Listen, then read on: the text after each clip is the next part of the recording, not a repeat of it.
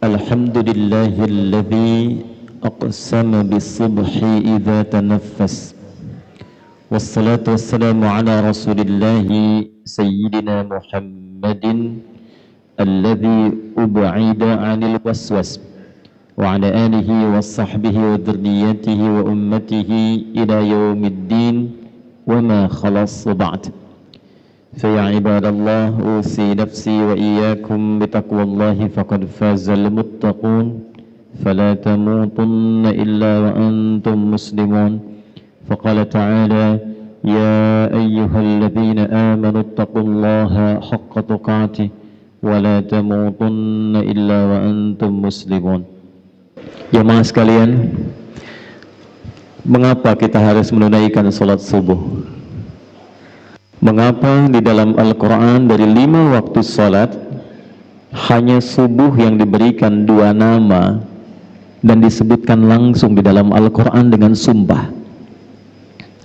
Dan mengapa dengan itu semua para sahabat Nabi sampai berebut untuk menunaikan salat subuh dan berjamaah di masjid, sehingga seorang sosok sepuh yang bahkan matanya sudah tidak bisa melihat, Abdullah bin Abi Ummi Maktum radhiyallahu ta'ala anhu, itu sangat ditekankan oleh Nabi ketika berkonsultasi meminta kelonggaran dalam menunaikan salat subuh.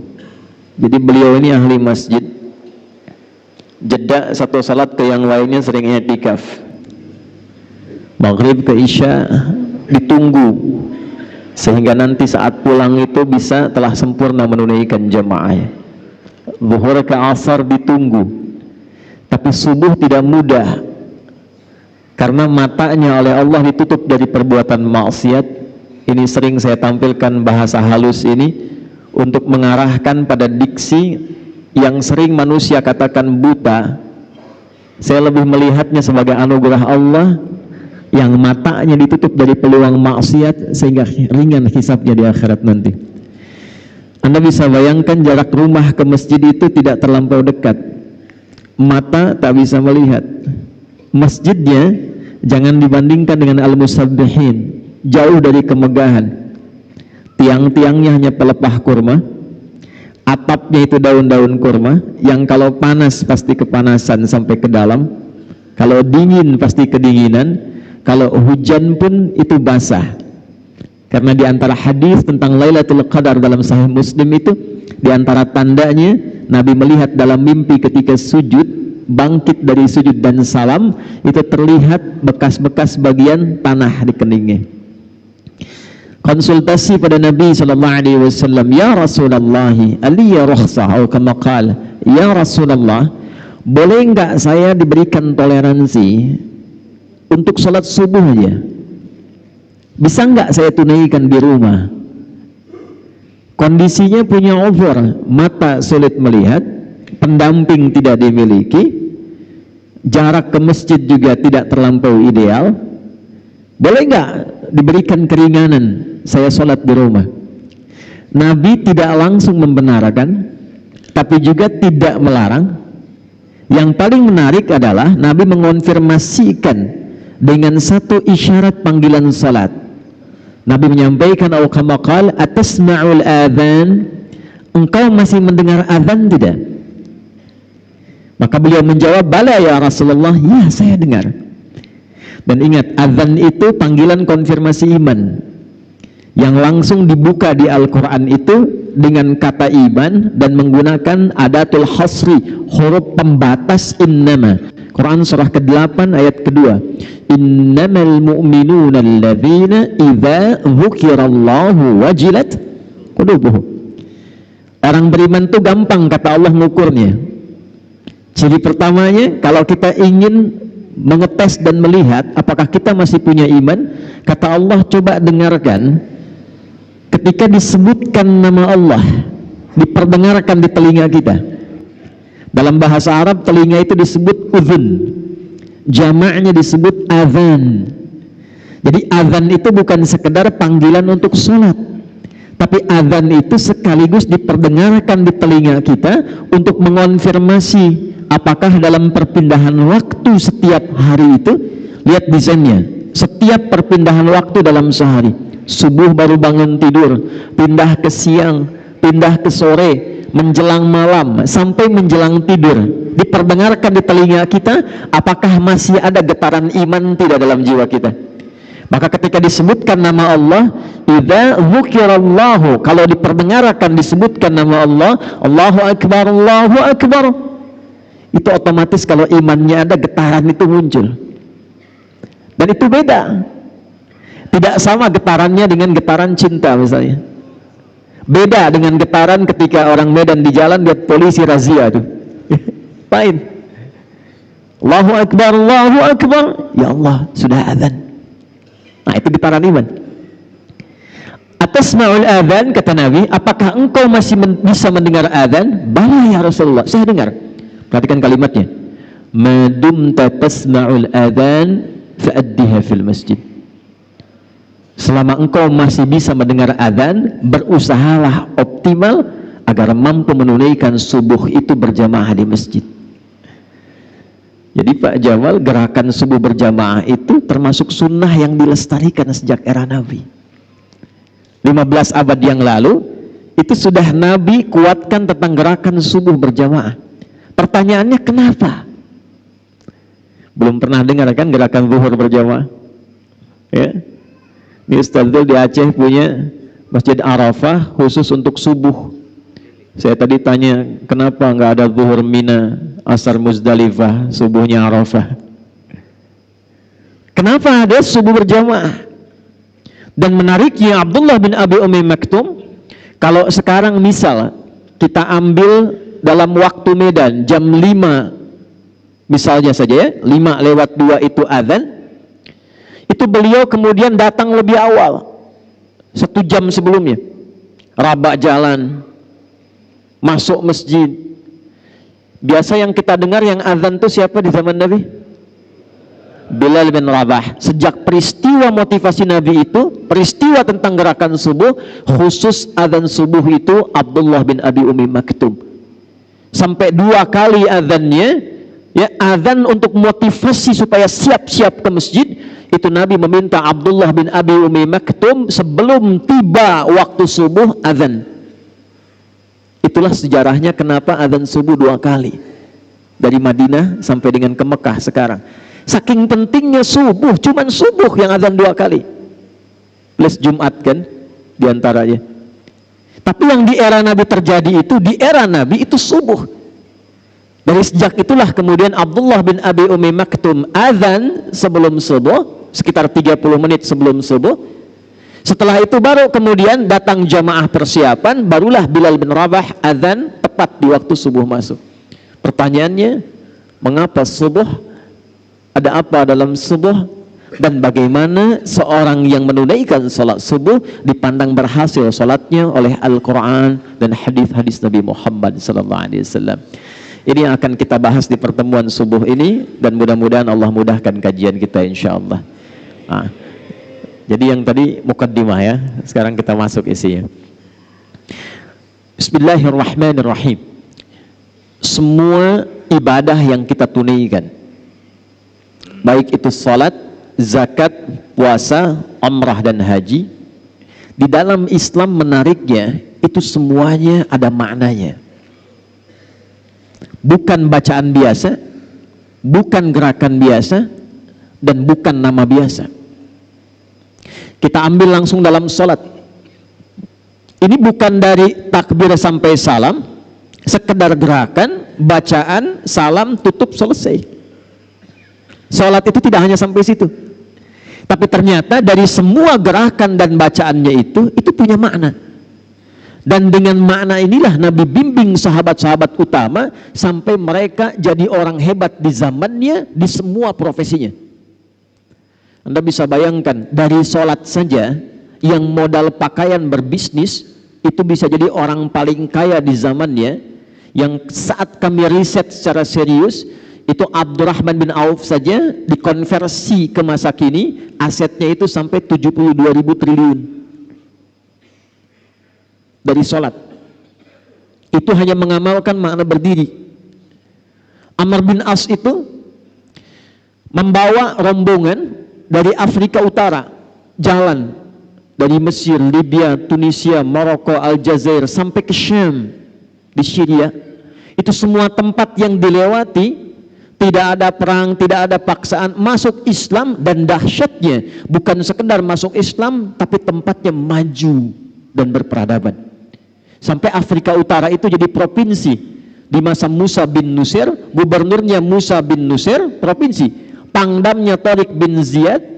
Dan dengan kehebatan itu, dari Iberia, Andalusia, Spanyol, Portugal, cuma datang minta bantuan, dikirim panglima pada saat itu dengan beberapa pasukan, itu bisa yang paling dahsyat membangun Spanyol, membangun Portugal, Iberia, Andalusia, sampai punya peradaban 7 abad. Itu dari sholat. Anda bisa bayangkan. Dan dahsyatnya, semua nama yang melekat pada sholat itu bukan nama biasa. Kenapa subuh namanya? Kenapa fajar? Kenapa siang bukan sholat nahar? Padahal siang bahasa Arabnya nahar. Kenapa sholat zuhur? Kenapa sore bukan sholat masa tapi sholat asar? Kenapa maghrib bahkan isya? Isya itu kan sholatnya malam. Kenapa bukan sholat lail tapi sholatul isya? Dari 5 ini kita ambil 1 saja karena kita ada di waktu subuh. Hari ini kita akan ungkap nama subuh dan fajar. Jemaah sekalian, salat subuh ini menjadi menarik karena 2 namanya dan cuma satu-satunya dari semua salat yang 5 waktu disebutkan dengan 2 nama dalam Al-Quran, dan keduanya menggunakan sumpah. 1 fajar yang imam tadi kita bacakan, wal fajr walayalin ashr. Perhatikan baik-baik, nanti ada rahasia dalam surah ini. Orang yang mampu memahami ayat ini, menunaikan salat di waktu fajarnya dengan semangat fajar, Allah akan muliakan hidupnya, Allah akan bebaskan dari kefakiran, diberkahi kalau punya jabatan, diberkahi kalau punya harta, dan ditutup hidupnya dengan husnul khatimah, ditampakkan surganya sebelum wafatnya. 2, di Quran surah ke-81 At-Takwir di ayat ke-18, was-subhi idza tanaffas. Orang yang mampu memahami ayat ini, Allah akan jadikan semua aktivitasnya tertata, terukur, ringan dan sukses saat dilakukan. Ini yang menyebabkan Nabi langsung komen tentang subuh. Dan ingat, kalau Nabi sudah komen, umatnya tinggal like and subscribe. Jangan komen lagi. Ya. Allahumma barik li ummati fi bukuriha. Ya Allah, jika ada umatku memiliki gerakan subuh, senang ke masjid, senang menunaikan jamaah fajar, mohon sempurnakan berkahnya untuk umatku itu. Itu langsung doa Nabi itu. Baik. Sehingga Nabi sebelum masuk waktu subuh, waktu fajar, diabadikan nanti dalam satu hadis yang diriwayatkan oleh sahabat junior, keluarga dekat beliau, ringkar A1 Ahlul Bait, Ibnu Abbas radhiyallahu taala anhuma. Didokumentasikan riwayat ini oleh Sunan Abu Daud dalam kitabnya Sunan Abu Daud nomor hadis 1367. Saking pentingnya subuh, Nabi persiapan dengan sempurna, merencanakan semua agenda saat bangun dari tidurnya. Kita mulai subuh. Apa itu subuh? Halo? Tiap hari sholat subuh belum tahu apa itu subuh? Ayo, 1 juta yang tahu. 2 juta. Yang ngasih Pak Wali, bukan saya. 5 juta. Ini serius. Nah, udah waktu habis. Subuh itu bukan pagi pada asalnya.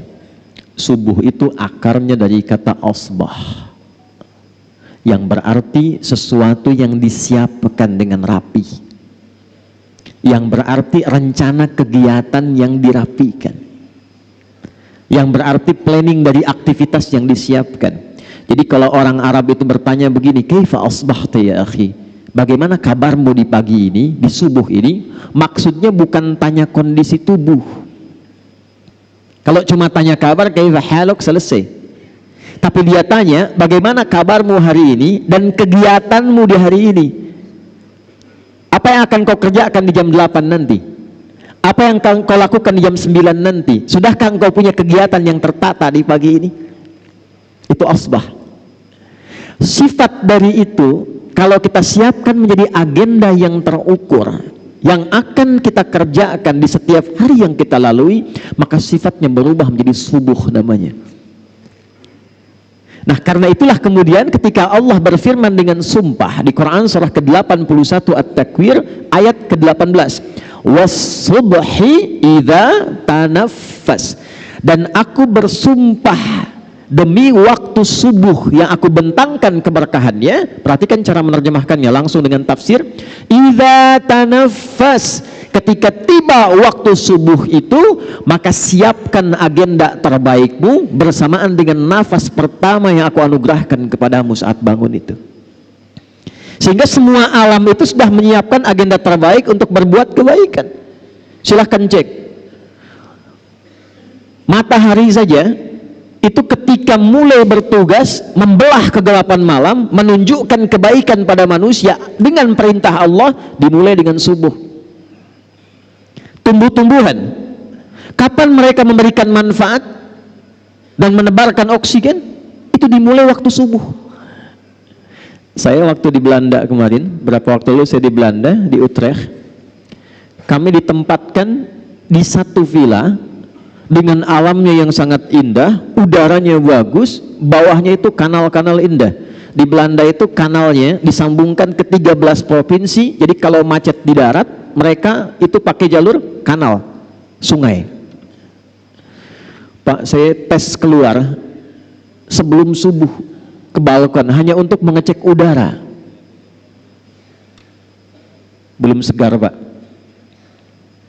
Lalu saya tunggu. Begitu tiba waktu subuh, waktu Utrecht di Belanda, begitu tiba waktu itu berubah udaranya dari yang tadinya agak pengap padahal tumbuhan banyak karena masih karbon dioksida. Begitu tiba subuh, tiba-tiba berubah semua, segar, nyaman, indah. Was-subhi idza tanaffas. Anda bisa bayangkan, mohon maaf, begitu subuh tiba matahari sudah beramal saleh. Begitu subuh tiba tumbuhan sudah beramal saleh. Begitu tubuh tiba, hewan sudah beramal saleh, ayam sudah berkokok, binatang sudah bertasbih. Mereka sudah punya giat, rencana kegiatan yang disiapkan, dan mereka tidak dihisab. Dikembalikan kepada umatnya Nabi Muhammad SAW. Kita yang dihisab, kita yang beraktivitas, khususnya kita yang muslim yang sudah punya iman, setiap bangun dari tidur ditanya oleh Allah dengan sumpah, hei Adi Hidayat, dari bangun ini rencana apa yang sudah engkau siapkan untuk dieksekusi di hari ini? Jadi sebetulnya nggak boleh ada orang Islam tuh bangun tidur nggak punya rencana hidup. Jangan sampai ditanya begini, jam 7 nanti apa yang dikerjakan? Belum tahu saya. Nah, itu belum subuhan. Apalagi bila dilakukan dengan berjamaah, tidak ada satu pun sahabat-sahabat Nabi yang belajar dengan Rasulullah SAW datang ke masjid menunaikan sholat subuh kecuali mereka sudah punya rencana yang disiapkan untuk dieksekusi hari itu. Pak Wali datang subuhan, rencana apa yang disiapkan di hari ini? Jam 7 ada di mana? Jam 8 kerjakan apa? Jam 12 ada di mana? Itulah subuh. Itulah sebabnya mereka berangkat menunaikan aktivitas dari masjid, Pak Musa. Itu rahasianya kenapa tunggu syuruk. Dan itu rahasianya mengapa syuruk itu sampai dijamin oleh Nabi, itu pahalanya senilai dengan umrah dan haji. Tapi bukan sudah umrah dan haji ya, awas jangan dipotong nih videonya nih. Bukan sudah umrah dan haji, jangan sampai ditanya mau kemana, musabihin, ngapain? Haji. Awas ya, awas nih, karena beberapa tempat nih sudah bergeser itu ya. Awas. Kenapa begitu besar pahalanya? Lihat kalimatnya di hadisnya. Man shallal ghadata fil jama'ati. Siapa yang mau bergerak menunaikan salat subuh berjamaah. Thumma yaqudu yadhkurullah. Lalu dia setelah subuh itu duduk berzikir pada Allah. Nanti kita lihat rahasia zikir itu apa. Dia duduk berzikir kepada Allah. Thumma yusalli rak'ataini, kemudian dia menunaikan salat 2 rakaat fi bidayatid duha, saat tiba awal duha. Awal duha itu matahari naik melewati tempat terbitnya masyrik, lalu dia bergeser. Pergeserannya disebut isyraq, sifatnya disebut syuruk. Karena itu syuruk itu adalah awal duha. Duha itu punya 3 waktu: awal duha, pertengahan duha, akhir duha, dan rakaatnya bisa berbeda. Awal duha itu kata Nabi cukup 2 rakaat. Jadi jangan terlampau soleh. Boleh lebih dari itu, boleh, tidak ada masalah. Tapi intinya di 2 ini. Fakana alaihi ka ajri hajjin wa umratin. Kalau ada orang sholat subuh, lalu setelah itu dia berzikir, duduk, kemudian dia tiba waktu syuruk salat 2 rakaat, itu baru bangun mau berangkat beraktivitas, dituliskan oleh malaikat, diperintahkan oleh Allah, tuliskan dia punya pahala senilai haji dan umrah. Lalu disebutkan oleh Nabi, sempurna, sempurna, sempurna. Kalau ada kata sempurna, sempurna, artinya masih ada nanti umat yang bertanya, masa sih? Ditegaskan di akhir kalimat, Nabi sudah tahu itu. Mungkin ada yang bertanya, masa iya sih dapat haji dan umrah pahalanya? Maka Nabi sebelum ditanya, sebelum orang meragukan, kata Nabi, sempurna, sempurna, sempurna, jangan pernah ragu. Pertanyaannya, zikir apa yang disiapkan dari subuh ke syuruk itu? Itulah jawabannya yang didapatkan di Sunan Abu Daud nomor hadis 1367. Imam Abu Daud nama aslinya Sulaiman, dari Sijistan, dikenal dengan Sulaiman As-Sijistani, tapi cintanya kepada hadis begitu luar biasa. Sampai hafal banyak hadis, lisannya begitu lunak membacakan hadis, bukan hanya sanad, matan, tapi statusnya. Jadi kalau ditanya, ya Imam, ini hadis apa? Ini statusnya begini, ini sahih, ini dhaif, yang ini mungkar, yang ini matruk, ini maudhu, ini statusnya begini. Saking ringannya lisannya menyebutkan hadis, para ulama komen. Di antara yang komen itu Al-Imam Ibnul Qayyim Al-Jauziyah, jika ada Nabi Daud mudah melunakkan besi dengan tangannya, maka ini Abu Daud ringan melunakkan hadis dengan lisannya. Jadi bukan sekedar kunyah untuk keturunan Abu Daud ini, tapi juga memberikan kesan begitu cinta, senang kepada hadis, diberikan anugerah oleh Allah ringan dalam menilai dan menyebutkan hadis. Di antara sekian hadis yang beliau dokumentasikan dalam kitabnya Sunan, nanti satu saat kita belajar detail ya, mungkin bagi para da'i, imam dan khatib. Kenapa kitab hadis dibagi 4 nanti? Ada mu'jam, ada sunan, ada musnad nanti, ya. Saya ulangi ya. Ada 1 jami', 2 sunan, 3 mu'jam, 4 musnad. Yang ini sunan. Kitab sunan itu kitab hadis yang disusun berdasar urutan fikih kegiatan ritual kita. Cepat, nomor hadis 1367. Diriwayatkan langsung oleh keponakan Nabi SAW, anaknya paman beliau. Nabi punya paman, salah satunya Abbas radhiyallahu taala anhu, beda usia dengan Rasulullah itu kurang lebih 3 tahun. Tempat tinggalnya dekat dengan Nabi, di samping Babu Salam. Jadi kalau bapak ibu umrah atau haji, saya doakan yang belum insya Allah bisa disegerakan. Tidak cukup dengan amin, nabung dari sekarang ya, nabung.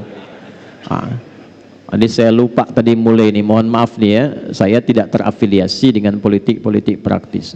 Saya ini ulama mendoakan untuk semua, sehingga semua punya bimbingan dari Allah Subhanahu wa taala. Cuma masalahnya sekarang saya kadang kesulitan memilih kata, termasuk saat di luar negeri. Saya mohon ya, ini kalau kita nanti mendapat kata, niatkan untuk ibadah, tidak untuk yang lain. Jadi aminnya amin spiritualis, bukan amin politis ya. Sudah. Ini kajian kita, kajian subuh. Sebab sekarang ini saya ke Kuwait kemarin, saya dapat cerita, Ustadz, ini eksesnya luar biasa. Orang tahiyat tadinya begini, sekarang jadi begini kan. Begini. Nggak boleh, jangan sampai terjadi itu ya.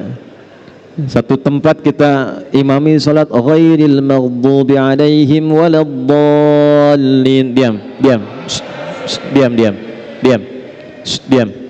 Itu karena ada yang beda, nggak keluar suaranya.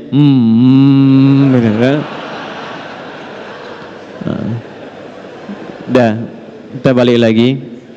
Saya ingatkan ya. Jadi kalau pilih kata atau apa ini nggak ada hubungan dengan politik yang lainnya. Posisi saya jelas. Saya mendoakan dan memberikan bimbingan. Ulama itu paku bagi bangsa.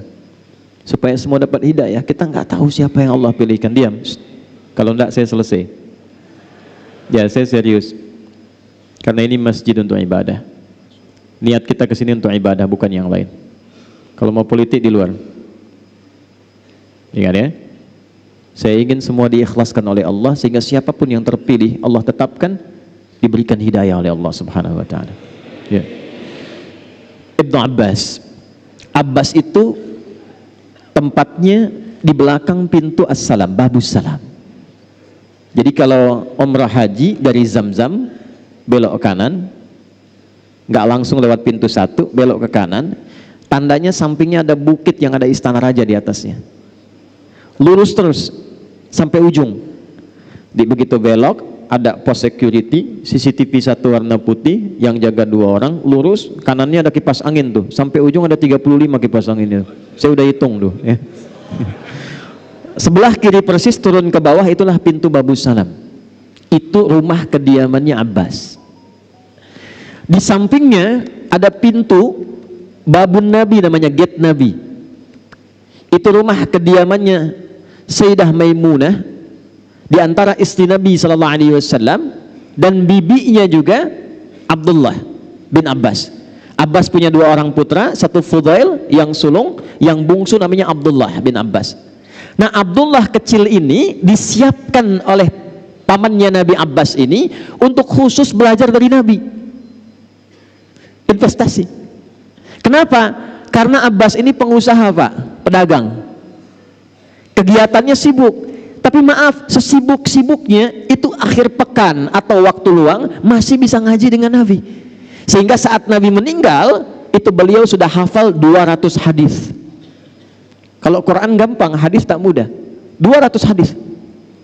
Tapi beliau berpikir, mesti ada yang dibanggakan di keluarga saya, karena nanti di akhirat, di antara satu anggota keluarga itu ada yang diperintahkan oleh Allah untuk memberikan syafaat kepada orang tua dan keluarganya. Itu yang harus Anda siapkan. Jadi kalau bangga dunia biasa, masuk alam kubur almarhum. Tapi di akhirat nanti itu abadi sifatnya. Ada anak-anak tertentu yang disiapkan oleh orang tuanya, itu langsung menggandeng bapak ibunya, keluarga di belakangnya, dan diperkenankan oleh Allah masuklah ke dalam surga lewat tamannya yang indah sampai naik ke tingkat tertinggi. Itu ada di Quran surah 13 Ar-Ra'd ayat 23 sampai 24.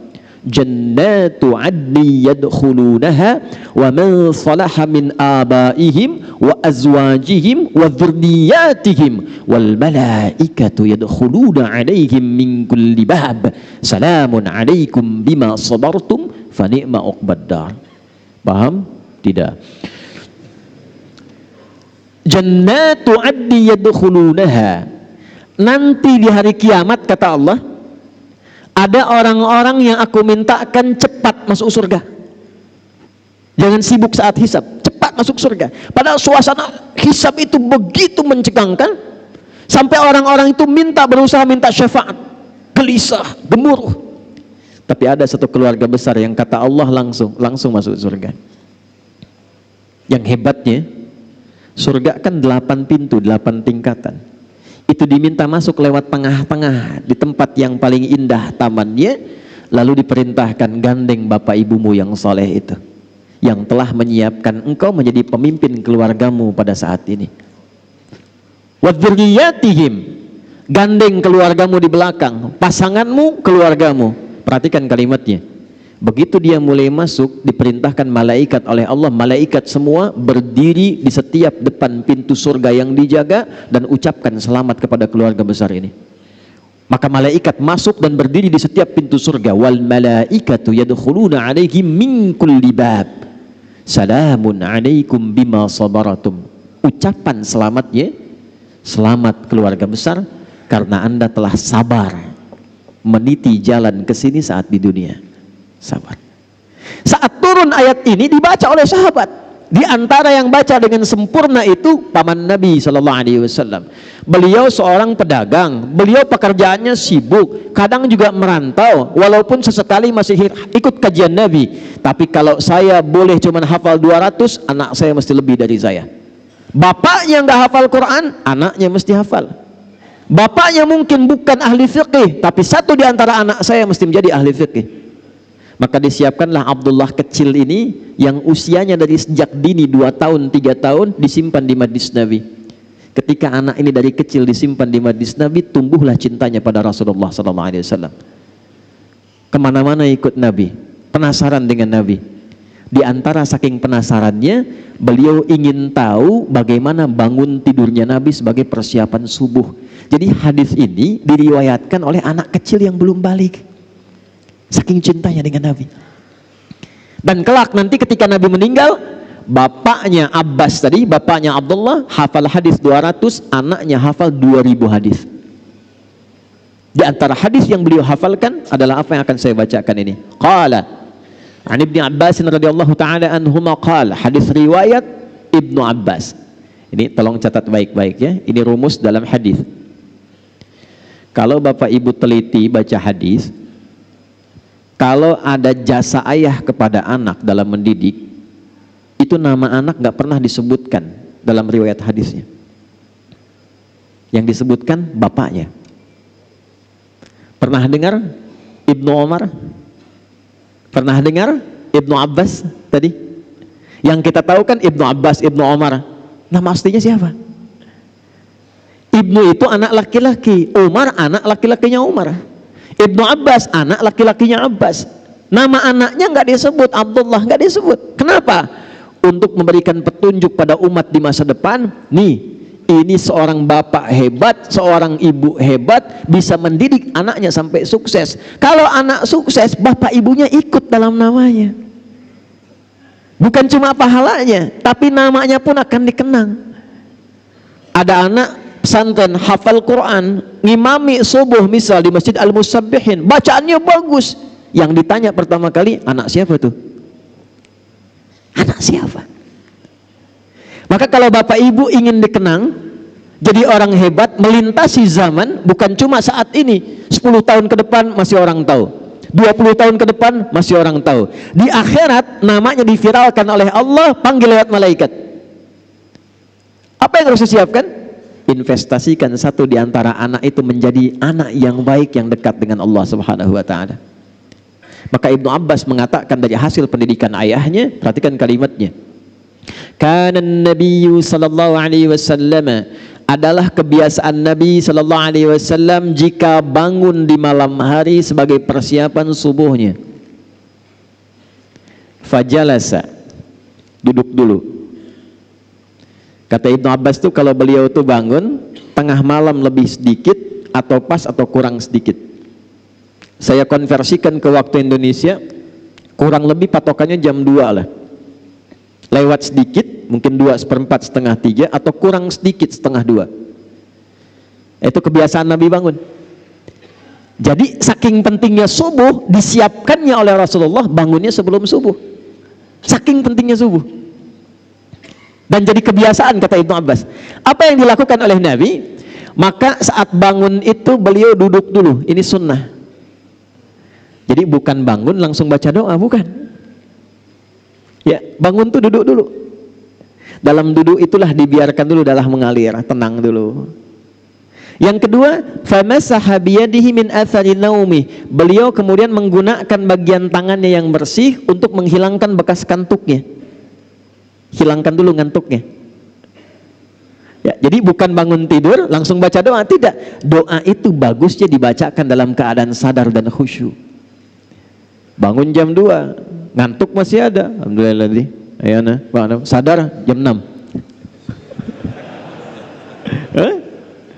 Sadar dulu.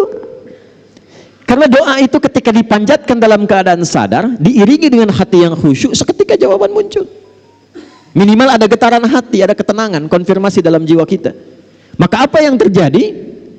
Baru kemudian setelah sadar, hilang ngantuknya, ini yang pertama dilakukan. Kita kombinasikan dengan hadis Al-Bukhari dari dua orang sahabat, Mu'adz bin Jabal dan Jundub bin Junadah radhiyallahu ta'ala anhuma. Faqara'a, maka baru Nabi membaca doa. Perhatikan doanya. Alhamdulillahilladzi ahyana ba'dama amatana wa ilaihin. Pertanyaan saya, paham nggak maknanya apa doa itu? Ini sebetulnya komitmen awal kita menjalani hidup. Alhamdulillahilladzi ahyana. Ya Allah, terima kasih. Hamba memujimu dan bersyukur padamu yang telah memberi kesempatan hamba hidup di hari ini. Walaupun engkau bisa wafatkan hamba dalam tidur tadi, namun engkau perkenankan sesuai dengan ajal yang telah engkau tetapkan. Terima kasih ya Allah, diberikan kesempatan hidup lagi di hari ini. Alhamdulillahilladzi ahyana ba'dama amatana. Ini kuncinya. Wa ilaihin nusyur. Hamba berjanji ya Allah, hari ini akan mencari bekal terbaik dalam hidup supaya siap saat pulang. Jadi nusyur itu artinya menyebar untuk pulang. Kita saat mengatakan wa ilaihin nusyur, kita berkeyakinan selama ini beraktivitas, satu saat pasti pulang.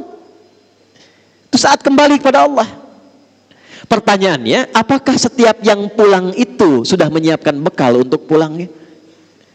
Karena sifat pulang itu Pak, Bu, itu punya sifat senang. Ya, Bapak Ibu di Jakarta menjelang Lebaran, mau akhir Ramadan, pulang kampung senang tidak? Pulang ketemu keluarga senang tidak? Senang. Senang itu pulang kalau ada bekal. Saya tanya ada orang, kenapa tak pulang? Saya tak ada bekal Ustaz, katanya. Tapi kalau dia sudah punya bekal, walaupun cuma pakai motornya bebek, itu bekalnya jadi singa tuh. Belakang kasih pelepah pisang, tambah lagi kemudian bacaan dus 1, dus 2, dus 3. Di belakang dekat knalpot dia tuliskan, aku pulang sayang. Dan di rumah dia kabari, ini miniatur kehidupan. Di rumah dia kabari, aku pulang nih, abang pulang katanya. Dan yang di rumah itu bisa menyiapkan bekal yang tadi telah disiapkan untuk datang, diganti dengan semua persiapan yang indah. Rumah dicat, kue-kue disiapkan, yang tidak ada jadi ada, dan cuma ada di Indonesia. Mohon maaf, itu kalengnya kaleng biskuit, isinya bisa rangginang. Saya tidak sebut nama supaya tidak endorse gitu ya. Nah itu miniasi dunia, makanya disebut Id. Id itu pulang. Innallaha la yukhliful mi'ad. Mi'ad itu waktu pulang. Tempat pulang disebut ma'ad. Innalladzi farada 'alaikal Qur'ana laradduka ila ma'ad. Hei engkau yang sibuk, hei yang punya jabatan, hei yang punya kekayaan, hei yang merasa pintar, hei yang ini, hei yang itu, silahkan kau kerjakan apapun dalam hidupmu, tapi engkau pasti pulang. Quran surah 39 ayat 30, innaka mayyitun wa innahum mayyitun. Muhammad, engkau akan pulang dan umatmu pun semua akan pulang. Nah, ini mayit nih. Saya juga mayit, calon meninggal. Ya, antum mayit nih, meninggal tuh, meninggal. Waktunya bisa beda-beda, bisa antum duluan, saya belakangan bisa. Atau dibalik bisa terjadi, saya belakangan antum duluan bisa. Bisa. Kan mungkin saja terjadi ya. Ya. Balik tuh. Apa yang Nabi siapkan supaya kita beraktivitas menjelang pulang? Itulah yang Nabi bacakan, faqara khawatim surah Ali Imran. Ini persiapan sebelum subuh. Di sini kita akan fokuskan bahasan kita. Maka Nabi menunjukkan, siapkan bekal dari 11 ayat terakhir surah Ali Imran. Itu kunci menjalani semua aktivitas hidup setiap hari. Saking pentingnya ayat ini dibacakan setiap hari oleh Nabi saat bangun tidur dan disiapkan untuk dieksekusi setelah keluar dari masjid sholat subuh. Inna fi khalqis samawati wal ardi wa ikhtilafil laili wan nahari la ayatil liulil albab. Fokus. Alladzina yadhkuruna Allaha qiyaman wa qu'udan wa ala junubihim. Masih ingat tadi? Setelah sholat subuh, zikir menunggu syuruk kan?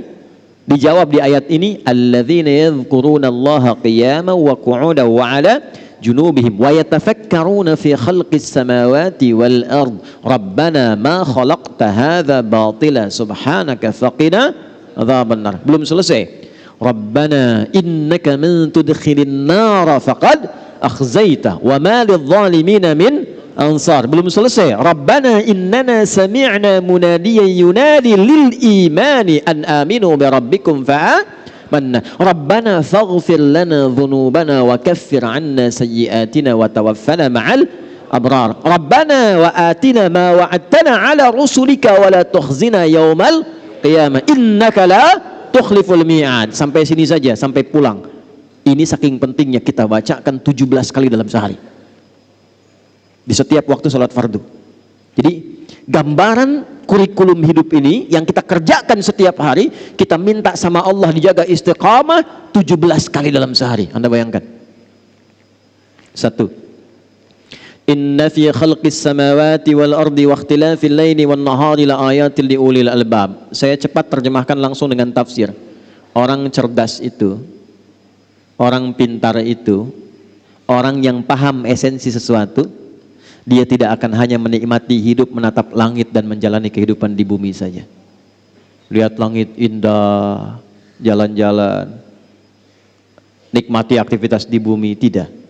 Orang cerdas, orang pintar yang tahu inti kehidupan itu, inti sesuatu, itu disebut lub namanya. Tahu kelapa? Oh. Ini Pak Wali itu, Pak Ijek, Pak Bobi, kemarin saya makan satu tempat di sini ada kelapa, tapi kelapanya Thailand. Kenapa nggak ada kelapa Medan? Ya, saya makan di Medan, kelapanya kelapa dari Thailand. Nanti ada hadis Nabi di ujung saya ingatkan tentang kondisi masa depan yang perkembangan teknologi semakin cepat. Supaya nggak lompat-lompat saya urutkan dulu. Kelapa itu ada kulitnya nggak luarnya? Serabut ya. Setelah ketemu serabut ketemu apa? Batok kelapa. Setelah ketemu batok ketemu apa?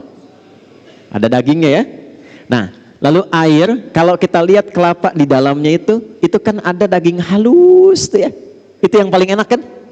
Itulah lub namanya. Inti sesuatu, inti kelapanya, lub. Jamaknya disebut albab. Ada orang yang kalau disebutkan sesuatu paham, oh ini intinya. Arahnya ke sini. Itu ulul albab. Tapi ada orang yang dijelaskan sekali belum paham. 2 kali baru paham, daging kelapa. 2 orang disebutkan, yang satu paham, yang satu 3 kali belum paham-paham, batok kelapa. Disebutkan sesuatu diarahkan, berjam-jam diberi arahan, nggak mau paham, serabut tuh namanya. Dan biasanya yang sering kejebak dengan serabut kelapa itu monyet. Coba lihat monyet tuh, sering kejebak dengan serabut kelapa. Jadi bedanya hewan dengan manusia, manusia itu didesain oleh Allah inti otaknya itu dan inti hatinya untuk cerdas dan pintar. Tidak ada manusia bodoh. Cuma di lagu. Ada band yang bandnya sudah nggak ada. Nggak ada manusia bodoh. Semua manusia diciptakan Allah pintar. Nah, tingkat tertinggi yang pintar itu disebut oleh Al-Quran dengan ulul albab. Siapa ulul albab ini? Tingkat tertingginya yang paham tugas dia dalam menunaikan kehidupan di bumi untuk pulang ke akhirat. Jadi kalau cuma mengumpulkan harta, berangkat gelap, pulang gelap, harta banyak, akhir pekan liburan, tunjukkan, bikin status, maaf, itu belum ulul albab, itu baru batok kelapa. Karena jahiliyah pun banyak begitu. Kalau cuma berebut, dapat kedudukan, berebut sampai naik tingkat tertinggi, bangga dengan itu, pasang baligo besar-besar, hanya untuk mendapat kedudukan, bukan untuk menggunakannya pada yang baik, itu baru batok kelapa. Karena jahiliyah itu banyak mengerjakan demikian. Ketika Al-Quran turun dan ingin merubah orang-orang Islam jadi orang pintar, orang bermanfaat, orang berbahagia, orang sukses, maka turun ayat. Orang pintar itu orang yang paham esensi kehidupan, untuk apa dia ada di dunia dan bagaimana dia cara pulang meninggalkan dunia. Maka apa yang dia lakukan? Alladzina yadhkurunallah Maka dia berkonsultasi tersambung kepada pencipta langit dan bumi. Ya Allah, kenapa saya diciptakan? Apa tugas saya? Untuk apa saya menjalani kehidupan di bumi ini? Qiyaman wa qu'udan wa ala junubihim. Ya Allah, berikan pedoman pada saya saat saya berdiri, jalan, lari, apa yang harus saya kerjakan. Saat saya duduk, bagaimana saya harus lakukan. Saat saya tiduran pun bagaimana tidur yang baik. Karena itu Anda tidak akan pernah temukan pedoman yang lengkap dari berdiri sampai tidur, bahkan caranya dan doanya, kecuali dalam Islam. Coba saya tanya ya, bangun tidur ada doanya enggak? Ada caranya. Mau tidur ada doanya enggak? Ada caranya? Ada. Pertanyaan saya, cara bangun tidur dengan cara akan tidur sama tidak? Doa bangun tidur dengan doa mau tidur sama tidak? Doa itu bukan sekedar menjadikan aktivitas jadi ibadah, tapi isinya petunjuk bagaimana menjalani aktivitas itu. Ini perkara minum nih, ini langsung saya contohkan ya. Perkara minum. Di Islam tuh sampai diatur. Bagaimana cara minum yang baik? Idza quddimat ta'am. Adinda kata Nabi, jika makanan hidangan, minuman sudah dihidangkan di hadapanmu, khudh biyaminika ma yalik, ambil dengan tangan kananmu. Yang paling dekat denganmu. Yang paling dekat. Jadi kalau jus jambunya jauh, yang dekat itu air minum biasa, atau wakal saja. Karena itu Bu, kalau ibu masak menghidangkan, maksud hadis ini, ibu harus kenal dengan anggota keluarga, dia suka apa. Kalau dia suka ayam, dekatkan dengan ayam. Kalau dia suka ikan, dekatkan dengan ikan. Jangan dia suka ayam, di depan dikasih jengkol. Sehingga jauh dia ngambil ayam.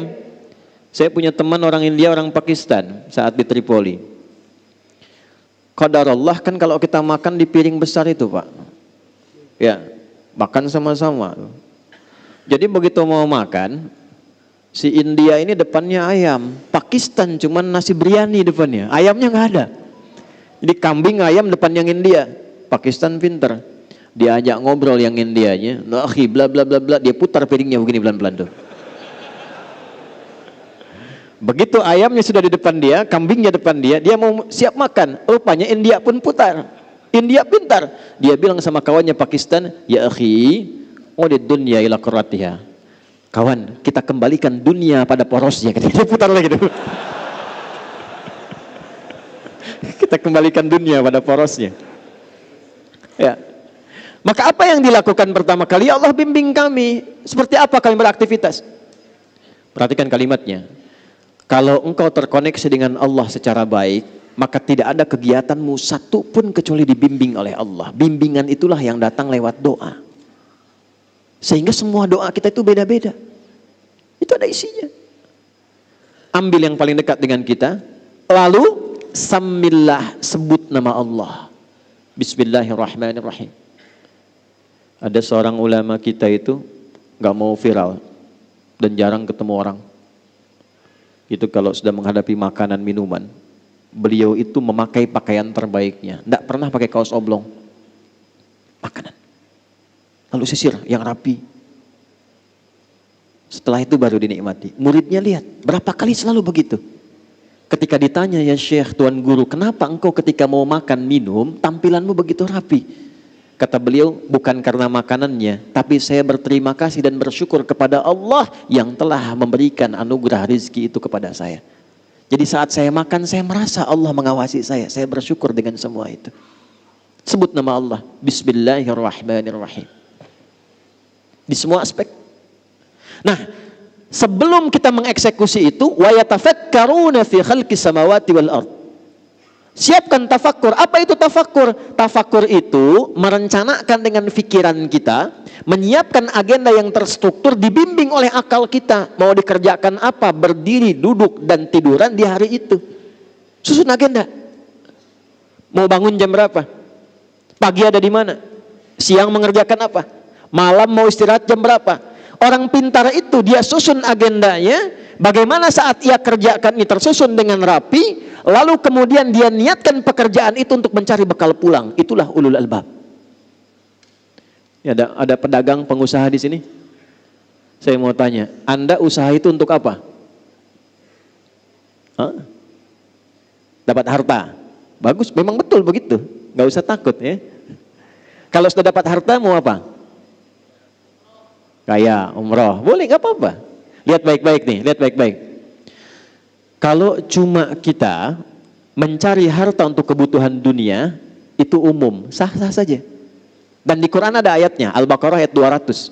Wa minan nasi may yaqulu rabbana atina fid dunya. Bukan, kalau belum hafal diam dulu. Wa ma lahu fil akhirati min khalaq. Ada orang-orang itu yang hidupnya lelah dia untuk mencari dunia, untuk dunia aja, tapi akhirat gak dapat apa-apa. Nah, yang ideal itu ada orang yang dunianya dia bahagia, akhiratnya pun dia mulia. Dunia sukses, kaya, punya kedudukan, ilmu luas, luar biasa. Akhiratnya pun luar biasa, juara dia. Itulah ayat 201 yang sering kita hadirkan dalam doa. Wa minhum may yaqulu rabbana atina fid dunya wa fil akhirati hasanah wa qina. Sukses dia, bahagia dia. Nah, bagaimana cara mengonversi itu? Pertama, lihat pesannya, langsung diterapkan oleh Nabi lewat bahasa Quran tadi. Was-subhi idza tanaffas. Kalau sudah menjelang subuh, malam-malam tuh siapkan dulu. Apa rencana besok? Karena itu Nabi itu sebelum tidur, itu yang dilakukan evaluasi dulu. Tadi kerjakan apa seharian ini? Oh iya, saya ke masjid misalnya, jamaah. 5 kali jamaah enggak? Ke masjid enggak? Baca Quran enggak? Besok saya siapkan. Kalau tadi 3 kali saya ke masjid, besok 5 kali saya ke masjid. Siapkan. Masjid pertama Al-Musabbihin, masjid kedua A, masjid ketiga B, masjid ketiga, terus sampai dengan Isya. Jamaahnya di mana? Pekerjaannya apa? Ukur semua. Siapkan. Begitu sudah siap, begitu sudah baik, itulah yang disebut dengan tafakkur. Wa yatafakkaruna fi khalqis samawati wal ardh. Rabbana ma khalaqta hadza batila. Kalau semua orang begitu, nggak sia-sia pekerjaannya. Ya, maaf, silahkan, kata Allah silahkan. Anda tugasnya di udara, yang pilot, ada pramugari, ada macam-macam, nggak dilarang jadi pilot, silahkan. Jadi astronot silahkan. Yang penting itu jadi pilot yang terukur. Jadi astronot yang punya rencana yang baik. Siapkan dari sekarang. Anda tugas di lautan silahkan, ada nelayan misalnya, ada bakamla jaga, silahkan. Tapi siapkan apa yang harus Anda lakukan saat akan berangkat ke lautan, itu punya rencana yang jelas. Di daratan juga demikian. Setelah itu, ini yang hebat. Ini yang hebat. Iringi semua kegiatan itu dengan persiapan sampai akhirat. Satu, kata Allah, jangan sampai engkau berbuat maksiat dan kerusakan dalam pekerjaanmu, karena neraka itu lebih keras ancamannya dibandingkan dengan keadaan dunia. Rabbana innaka man tudkhilin nara faqad akhzaita. Susun rencana yang baik, niatkan ikhlas untuk kemanfaatan. Jangan sampai terancam dengan neraka. Apa diantaranya? Maaf, 2 sumbernya. Neraka itu cuma 2 sumbernya. 1 fahsya, 2 mungkar. Fahsya, keburukan yang diingkari oleh hati, sumbernya syahwat faraj. Zina, selingkuh, LGBT, pornografi, porno aksi, kata-kata jorok, kotor, itu fahsya. Mungkar, keburukan yang diingkari oleh hati, sumbernya nafsu perut dan akal. Maaf, korupsi, saling berselisih, bikin hoax, saling mencela, saling menjatuhkan, merampok, membunuh, itu mungkar. Saya mau tanya pada Bapak Ibu sekalian, amalan apa yang oleh Allah disiapkan untuk membuat seseorang terjauh dari fahsya dan mungkar? Cuma sholat. Ada di Quran surah 29 ayat 45. Innas sholata tanha anil fahsya wal. Jadi standar sholat itu bisa merubah seorang jadi baik. Standar sholat yang paling pokok. Jadi kalau orang sholat pasti baik. Ya. Pak Bobi bikin proyek misalnya revitalisasi nih di Medan. Saya pengen revitalisasi sehingga taman jadi bagus. Tiba-tiba datang pengusaha, Pak, kalau Pak Wali bisa memberikan arahan ke kami, fee-nya 20 miliar Pak. Maka karena Pak Bobi sudah sholat subuh di Masjid Al-Musabbihin, beliau jawab, maaf ya, jari saya ini jadi tahiyat, tidak akan pernah dipakai maksiat. Wah. Itu. Tapi setan tidak nyerah, Pak. Datang lagi dia. Pak Bobi, naik Pak, fee-nya 200 miliar. Maka Pak Bobi diam langsung lihat, sebentar, saya istikharah dulu. Enggak ada istikharah dalam maksiat. Enggak ada istikharah. Nah, karena sholat itu otomatis kalau orang sudah sholat pasti dibaik. Sholat itu sifatnya taat, lawan taat maksiat. Tak ada orang sholat itu bermaksiat, tak ada. Ya. Orang jahiliyah itu dirubah menjadi khairul ummah itu dengan sholat. Itu standar, artinya standar biasa. Subuh itu standarnya lewat dari situ, melebihi standar. Kalau orang sholat subuh bukan cuman baik, tidak cukup jadi orang baik. Kalau ingin merubah sesuatu berkemajuan, jadi hebat, mencerahkan, jadi maju, jadi sukses, harus punya rencana. Kamu usaha apa rencananya? Strateginya apa? Kegiatannya apa? Buat rencana. Dari subuh itu punya rencana kehidupan. Kalau tugas untuk pribadi, untuk keluarga, anak saya nanti mau bagaimana ke depan? Siapa yang jadi ahli Quran? Siapa yang jadi ahli fisika? Siapa yang jadi dokter? Siapa yang jadi ahli fikih?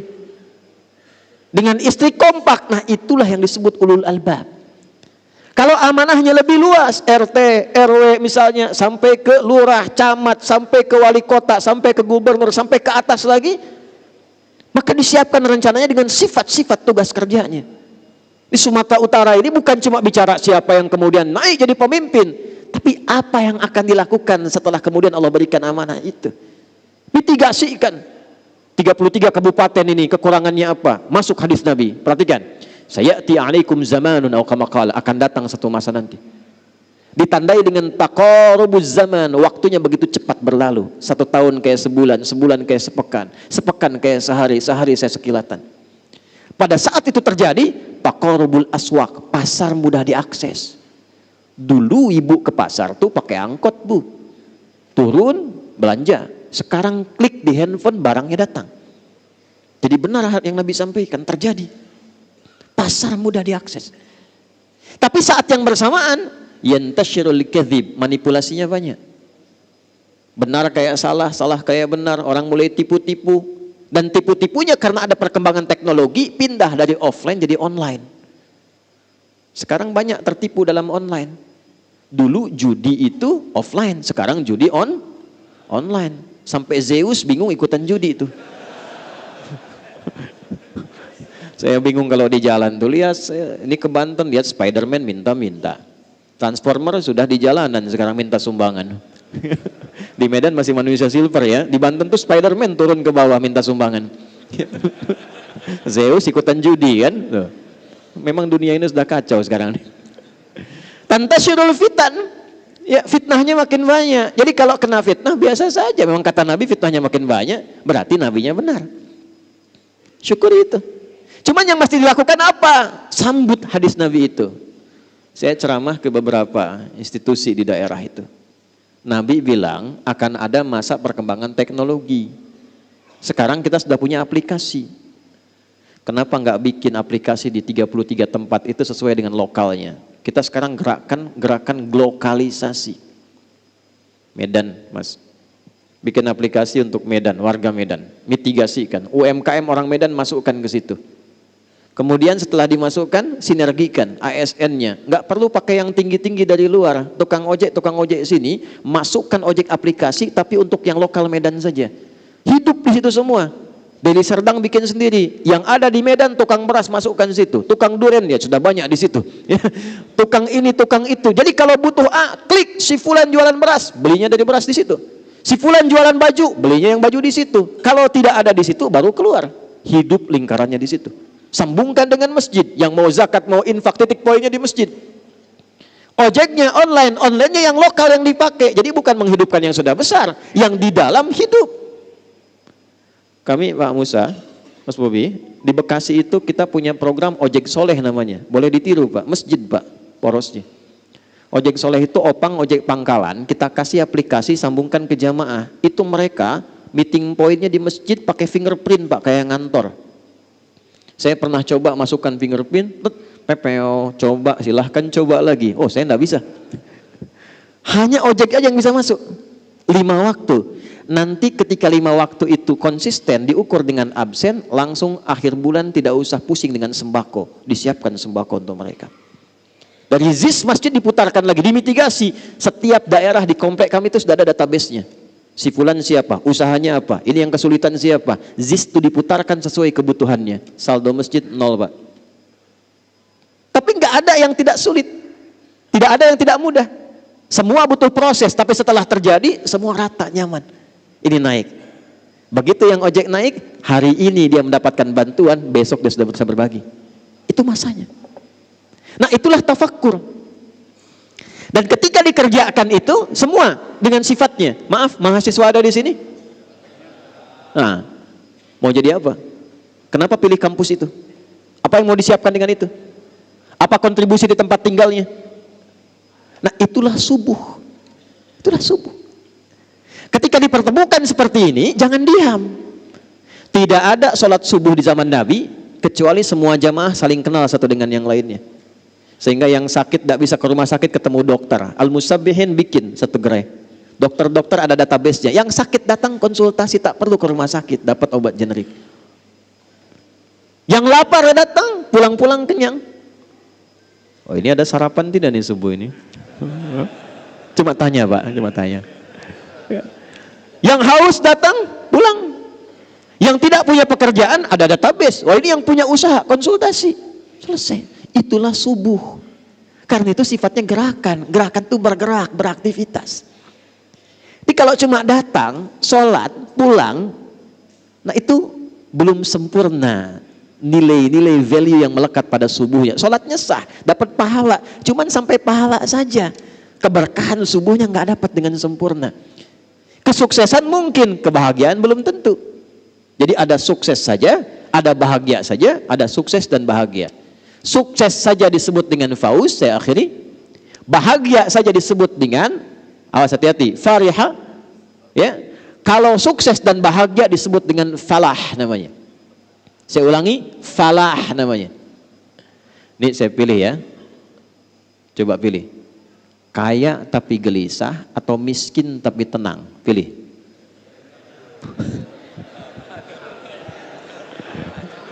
Kaya tapi nah, ya sudahlah, terlihat mukanya begitu.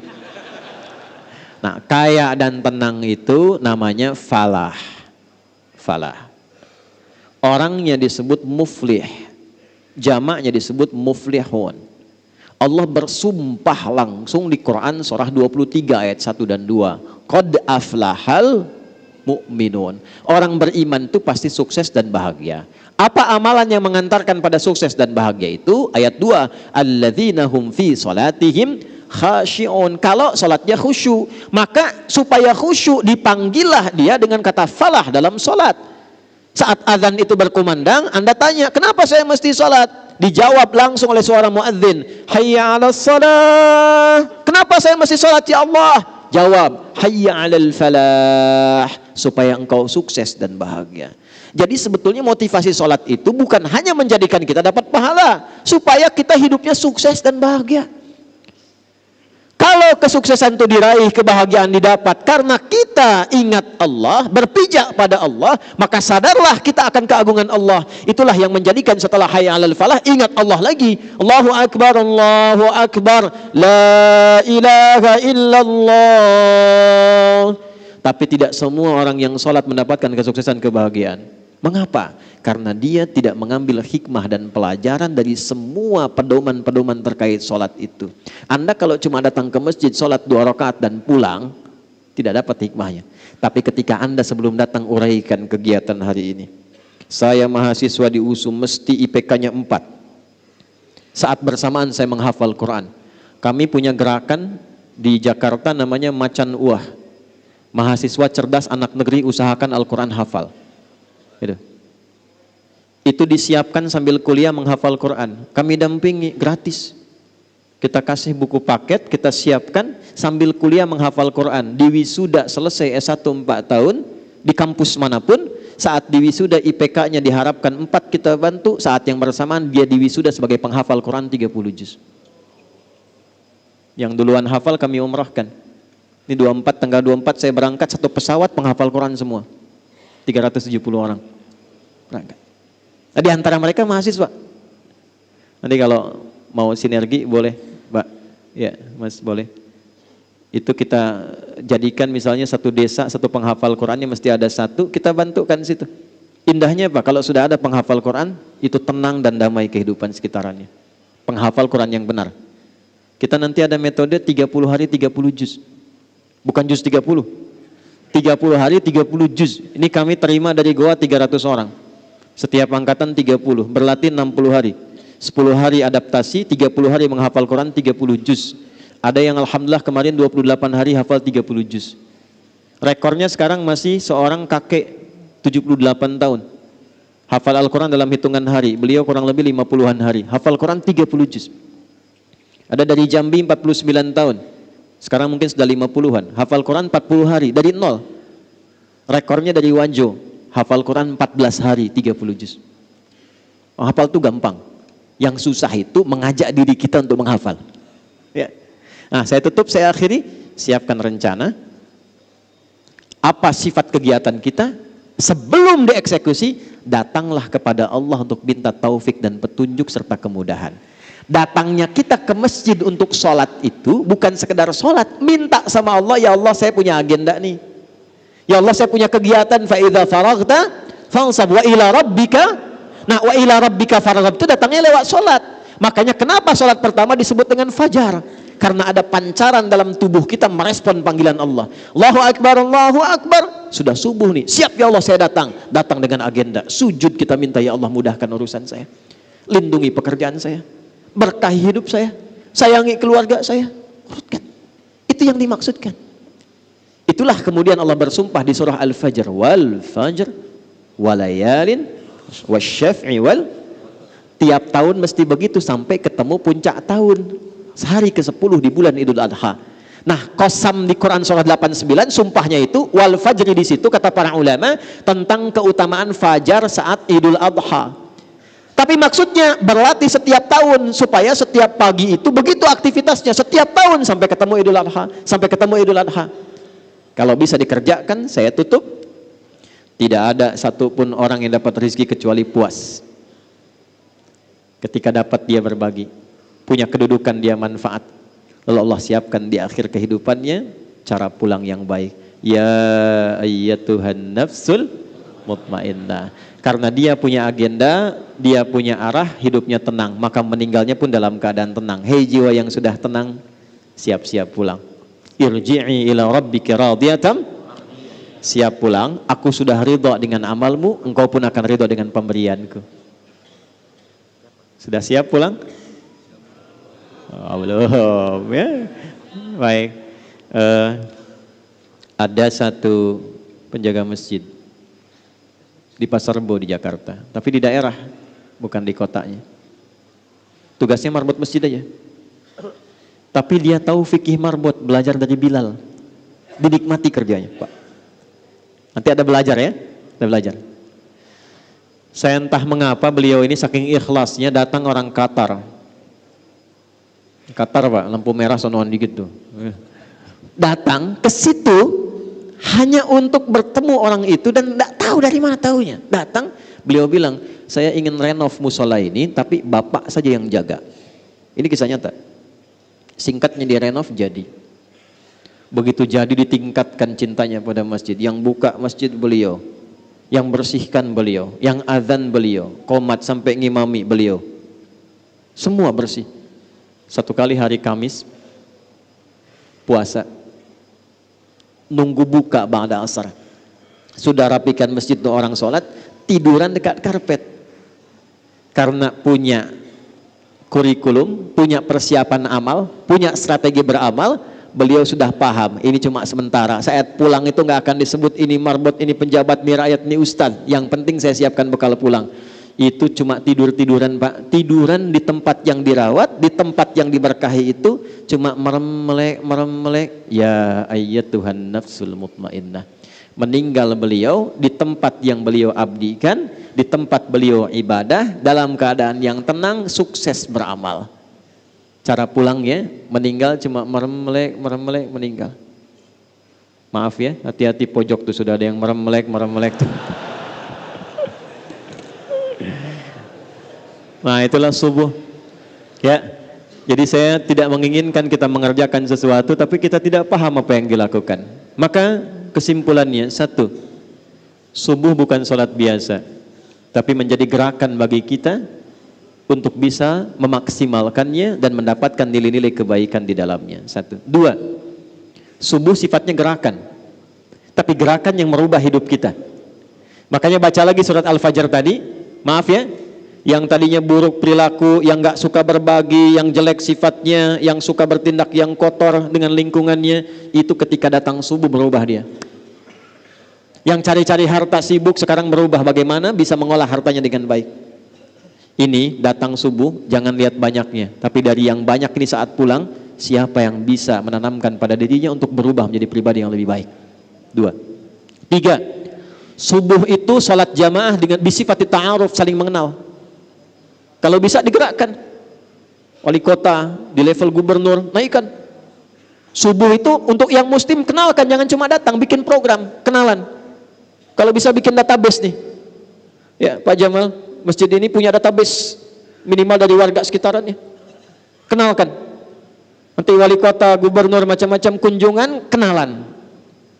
Itu kalau sudah begitu, nggak ada masalah-masalah yang didapatkan di masyarakat kecuali tuntas karena kenal langsung di lapangan.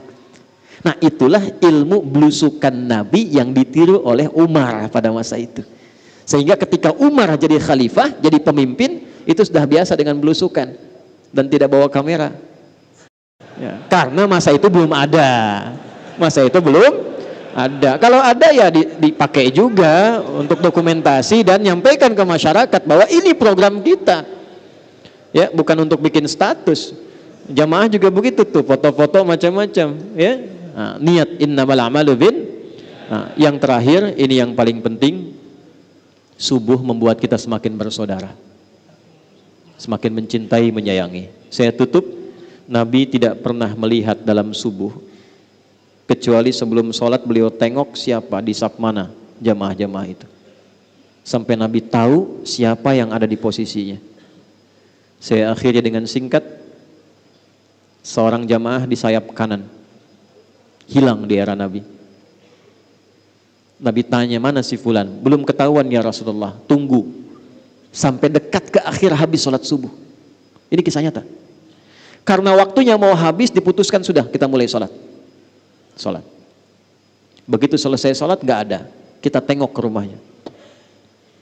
Datang disusuri, ternyata ya Allah ya Rabbi, ketemu rumahnya agak jauh, yang tersisa hanya istrinya. Ditanya, aina zaujuk, kemana suamimu? Ya Rasulullah, dia telah kembali kepada Allah, meninggal. Itu sampai dicari, ditemukan sudah meninggal. Nabi cari. Nabi bilang gini, ada yang aneh enggak sebelum meninggal? Tidak ya Rasulullah, cuma dia bilang begini, ya Allah kenapa kau enggak makin jauh? Ya Allah kenapa bukan yang baru saja? Itu aja yang saya bingung ya Rasulullah. Kata Nabi, bukan. Dia itu sebelum meninggal ditampakkanlah pahala sholatnya yang sering dia lakukan ke masjid itu. Dalam subuh khususnya. Ditampakkan. Jadi bukan berarti kita sia-sia, nanti sebelum meninggal kebiasaan kita ditampakkan.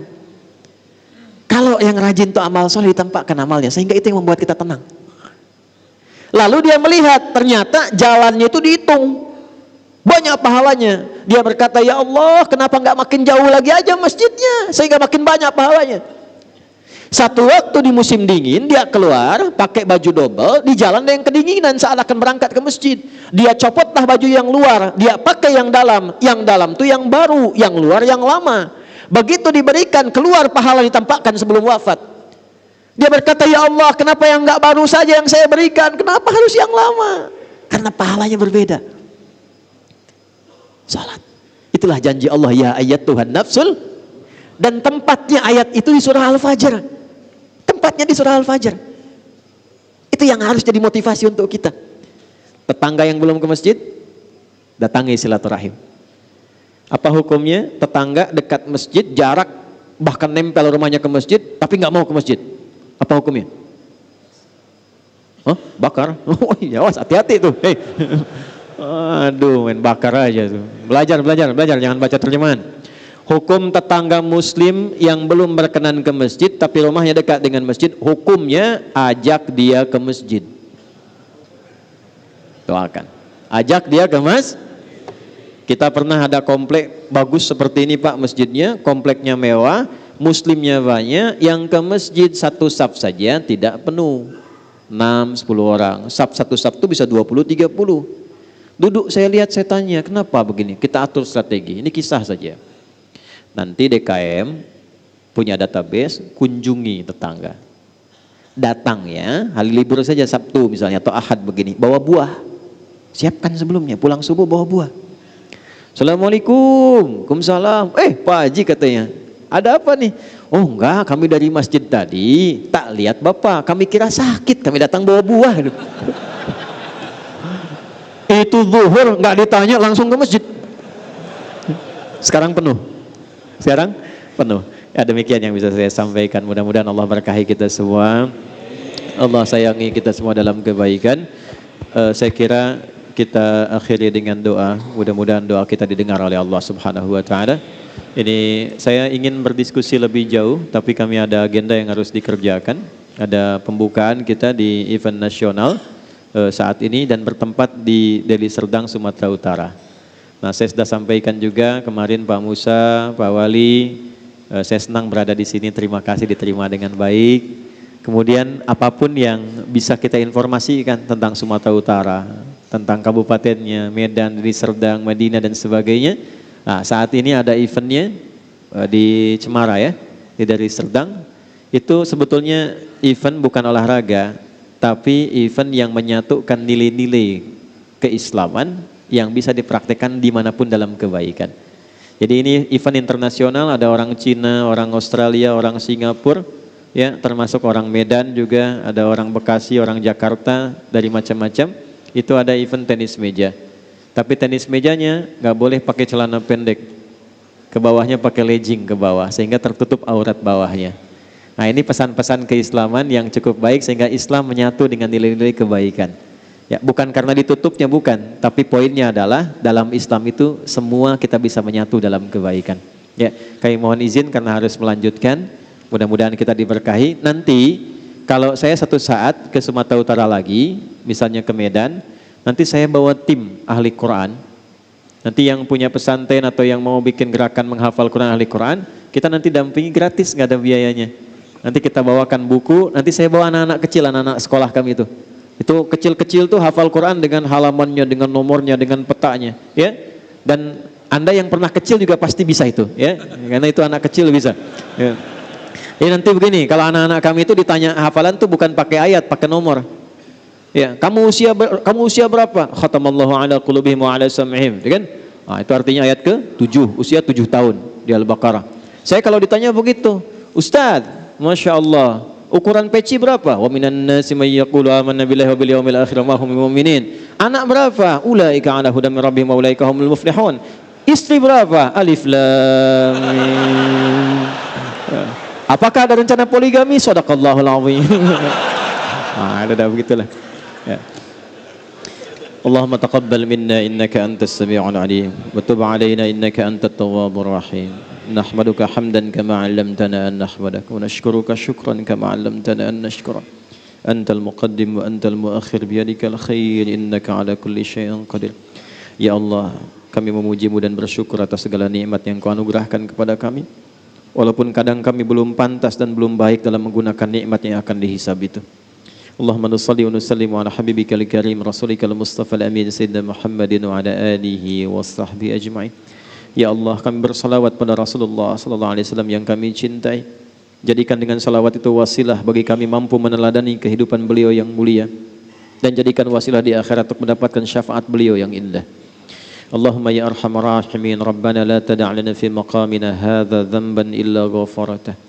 Ya Allah, jika ada pendosa hadir di masjid ini dalam subuh ini, jangan biarkan ia pulang kecuali Engkau telah gugurkan seluruh dosa-dosanya.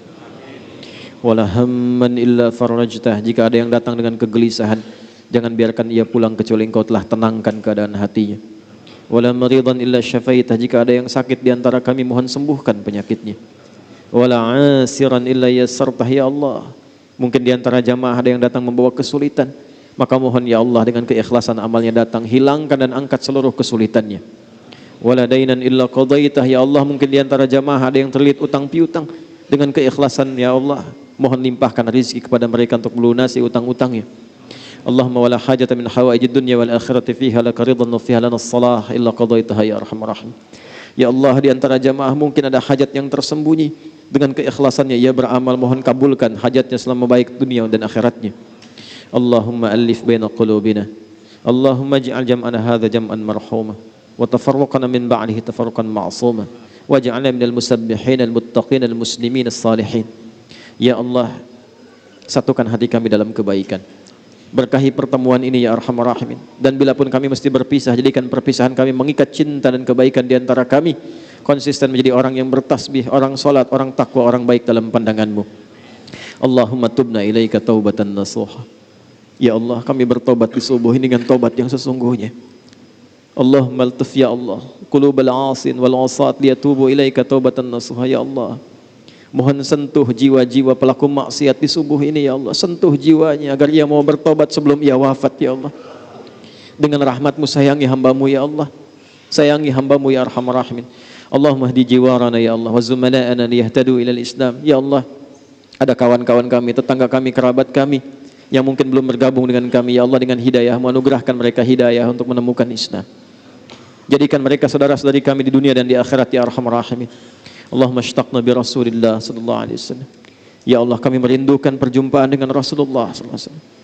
Kami rindu dengan Rasulullah sallallahu alaihi wasallam. Allahumma arzuqna ni'mata ya Allah naltaqiya ma'a Rasulillah yaumil qiyamah wa la tudayyi' al-fursah lana. Ya Allah, berikan kesempatan pada kami untuk dapat hanya menatap Rasulullah atau menjumpainya di akhirat ya arhamar rahimin. Jangan hilangkan ya Allah kesempatan kami untuk menatap beliau di akhirat kelak. Allahumma ij'al baqiyata hayatina hayatan thayyibah wa akhira fatina husnal khatimah. Tawaffana ya Allah biqaulina la ilaha illallah Muhammad Rasulullah wa qaulika ya ayyatuhan nafsul mutmainnah irji'i ila rabbika radiyatan maradiyah fadkhuli fi ibadi wadkhuli jannati. Ya Allah, mohon jadikan sisa kehidupan kami lebih baik dibandingkan hari-hari sebelumnya. Dan mohon bila kami wafat, ya Allah, kapanpun itu wafatkan kami dalam keadaan husnul khatimah. Ringankan lisan kami untuk mengucap kalimat tauhid menjelang wafat, la ilaha illallah Muhammad Rasulullah. Dan mohon jawab kalimat kami dengan panggilan-Mu yang indah, hai jiwa-jiwa yang tenang, cepat pulang kepadaku. Aku ridha dengan amal-Mu, Engkau pun akan ridha dengan pemberianku. Jadi hamba-Ku, aku tampakkan surgaku untuk-Mu saat ini. Allahumma alif baina qulubina wahidna wa jadida minat tafruqah. Ya Allah, mohon satukan kami, jauhkan kami dari perpecahan. Wahfad biladana Indonesia baldatan tayyibatan wa tardaha wa barik ya Allah hadzal masjid wa kullal mudun ya Allah fi Sumatra Syamaliyah ya arhamar rahimin. Ya Allah, mohon jaga negeri kami Indonesia. Satukan kami dalam kebaikan. Berkahi setiap tempat yang ada di wilayahnya ya Allah, terutama masjid ini. Seluruh tempat yang ada di Sumatera Utara ini ya Allah, jangan biarkan ada satu tapak tempat bersaksi dengan maksiat ya Allah. Allahumma ya arhamar rahimin, ihfad ulama'ana waj'alhum mukhlashina lakad-din. Ya Allah, mohon jaga para ulama kami. Jaga para ulama kami, satukan mereka dalam kebaikan, sehatkan mereka untuk memberikan pencerahan, jauhkan mereka dari perpecahan. Wahfad umara'ana waj'alhum udala wa khaffif hisabahum yawmal qiyamati yawma la yanfa'u malun wala banunun illa man ataka biqalbin salim. Ya Allah, mohon jaga para pemimpin kami di level manapun. Ikhlaskan mereka dalam bertugas. Berikan mereka hidayah untuk bersikap adil dalam kepemimpinan. Dan sadarkan mereka bahwa mereka akan dihisab di hari kiamat ya Allah. Kami mencintai, menyayangi mereka ya Allah. Jadikan doa kami melembutkan hati mereka untuk bertobat di jalan-Mu yang baik. Allahumma rabbana atina fid dunya hasanah fil akhirati hasanah wa qina adzabannar. Wa sallallahu ala sayyidina Muhammad wa ala alihi wa sahbihi ajma'in. Wa akhiru da'wana subhanakallahumma rabbana wa bihamdika nashhadu an la ilaha illa anta nastaghfiruka wa natubu ilaik. Alhamdulillahirabbil alamin. Demikian, terima kasih. Maafkan saya. Assalamualaikum warahmatullahi wabarakatuh.